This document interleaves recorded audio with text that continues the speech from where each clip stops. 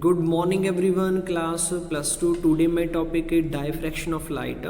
When a plane wave front is incident on a slit AB जिसकी width B given है, each and every part of the plane wave front act as a source of secondary wavelets spreading in all directions.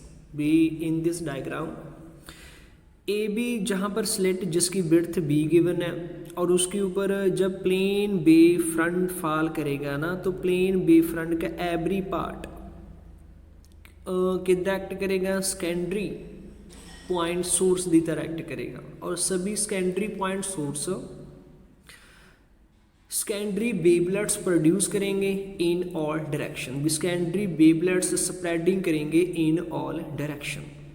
Next, the diffraction is obtained on a screen placed at a large distance. भी अगर आप screen को from slit से large distance के ऊपर रखेंगे ना तब भी डायफ्रैक्शन पैटर्न आपके पास बनेगा.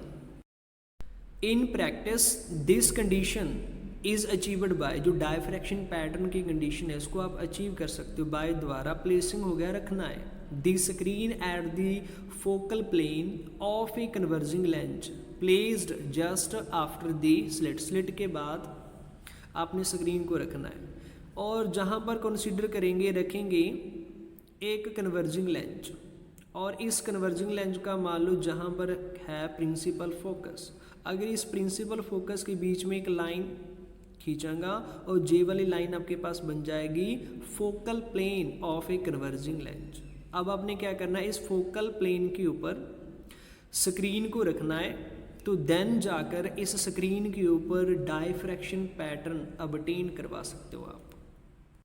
Next, these MCQs related to diffraction of light. First है the central bright fringe is surrounded by, इस स्क्रीन के ऊपर डायफ्रैक्शन पैटर्न वगैरह प्रोड्यूस होगा, सेंटर के ऊपर बनेगा सेंट्रल ब्राइट फ्रिंज. जो सेंट्रल ब्राइट फ्रिंज होगा वो किस द्वारा सराउंडेड होएगा, उसके अबव एंड लोअर वगैरह क्या होगा ये आपने बताना है. तो फर्स्ट आपके पास ऑप्शन है कहते डार्क लाइंस, बी आपके पास है ब्राइट लाइंस, सी आपके पास है बहुत dark and bright lines and D आपके पास है नन ऑफ दी अबव, इनमें से कोई भी नहीं. तो इसका जो करेक्ट आंसर आपके पास आएगा सी बहुत डार्क एंड ब्राइट लाइंस के द्वारा सराउंडेड होगा central bright fringe. Next explanation है कहते in diffraction pattern a central bright band having on both sides narrower alternately dark and bright band of decreasing intensity are obtained. भी जो centre के बीच जो central bright band बनेगा उसके above and down alternately dark and bright band बनेंगे और उन सभी की जो इंटेंसिटी होगी है ना as compare to the central bright band दे नालों डिक्रीजिंग होती जाएगी.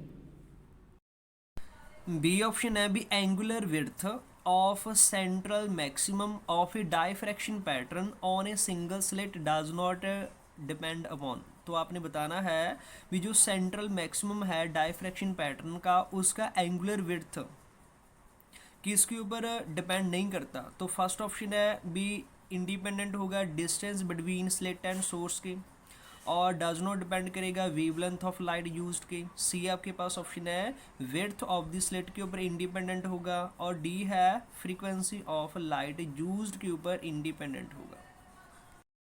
ऑप्शन को अंडरस्टैंड करने के लिए यूज़ करेंगे for single slit diffraction pattern और इसके बीच एक रिजल्ट आएगा मिनिमम सेकेंडरी की कंडीशन का रिजल्ट होता है आपके पास d sine theta it is equal to lambda. d is known as slit width. तो थीटा की वैल्यू जहाँ से निकालेंगे भी sine theta is equal to lambda divide by d. तो थीटा का रिजल्ट आपके पास आया साइन इनवर्स, इधर जाके साइन इनवर्स हो जाएगा इनटू लैम्डा डिवाइड डी. तो next angular width of central maximum का जो रिजल्ट होता है angular width is equal to 2 theta. Theta की वैल्यू जहाँ पर पुट करेंगे भी 2 into sine inverse lambda divide D. जहाँ से क्लियर होता है जो एंगुलर विड्थ है वो कैपिटल डी के इंडिपेंडेंट है। Capital D means distance between screen and slit. अगर ये डी के इंडिपेंडेंट है तो distance between slit and source के भी इंडिपेंडेंट होगा। तो आपके पास जो करेक्ट ऑप्शन इसका आएगा वो आएगा distance between slit and source. C part, a single slit of width 0.20 millimeter is illuminated with light of wavelength 500 nanometre. एक आपके पास सिंगल स्लिट जिसकी विड्थ आपके पास 0.20 मिलीमीटर गिवन है और उसके ऊपर लाइट एल्यूमिनेट करती है और उस लाइट की जो वेवलेंथ है ना वो कितनी है 500 nanometre. The observing screen is placed 80 centimetre from the slit. Slit से जो स्क्रीन है वो कितनी दूर है 80 centimetre. The width of the central bright fringe will भी आपने क्या करनी है सेंट्रल ब्राइट फ्रिंज की विड्थ कैलकुलेट करनी है। जहाँ पर width of central bright fringe calculate करने इसका फार्मूला यूज़ करेंगे 2 lambda D divide by small d. सबसे पहले जो गिवन है वो राइट करेंगे आपके पास सिंगल स्लिट जिसकी विड्थ गिवन है 0.20 मिलीमीटर। इसको चेंज कर लें 0.20 इंटू 10 की power -3 metre. This is the width of slit and जो लाइट यूज़ कर रहे हैं उसकी वेवलेंथ आपके पास गिवन है 500 नैनोमीटर। 500 इंटू नैनो है 10 की पावर -9 मीटर। और आपके पास जो स्लिट से स्क्रीन दूर है उसका जो डिस्टेंस गिवन है उसको डिनोट करेंगे कैपिटल डी के साथ। डी की वैल्यू गिवन है 80 सेंटीमीटर और 80 इंटू 10 की power -2 metre. Putting all value in this formula आपके पास है 2 इंटू लैम्डा। लैम्डा की वैल्यू गिवन है 500 इंटू 10 की पावर -9। कैपिटल डी की वैल्यू गिवन है 80 इंटू 10 की पावर -2 डिवाइड स्मॉल डी की वैल्यू गिवन है 0.20 इंटू 10 की पावर -3। सभी को सॉल्व करेंगे। सॉल्व करने के बाद रिजल्ट आएगा 4 इंटू 10 की पावर -3 मीटर। आपके पास 10 की पावर -3 है तो आपके पास width of central bright fringe का रिजल्ट आएगा 4 मिलीमीटर। जहाँ पर करेक्ट ऑप्शन आएगा C 4 millimeter. Next D part, when blue light is used instead of red light then diffraction pattern। अगर रेड लाइट की जगह पर ब्लू लाइट यूज़ करेंगे तो डाइफ्रैक्शन पैटर्न के ऊपर क्या इफेक्ट पड़ेगा। फर्स्ट है कहते will be more clear. B part है विल कॉन्ट्रैक्ट भी ज़्यादा सुंगड़ जाएगा। और सी पार्ट है कहते विल एक्सपेंडेड ज़्यादा फैल जाएगा। और डी है कहते विल नॉट बी विजुलाइज्ड दिखाई नहीं देगा। तो इनमें से आपने करेक्ट ऑप्शन पिक करनी है।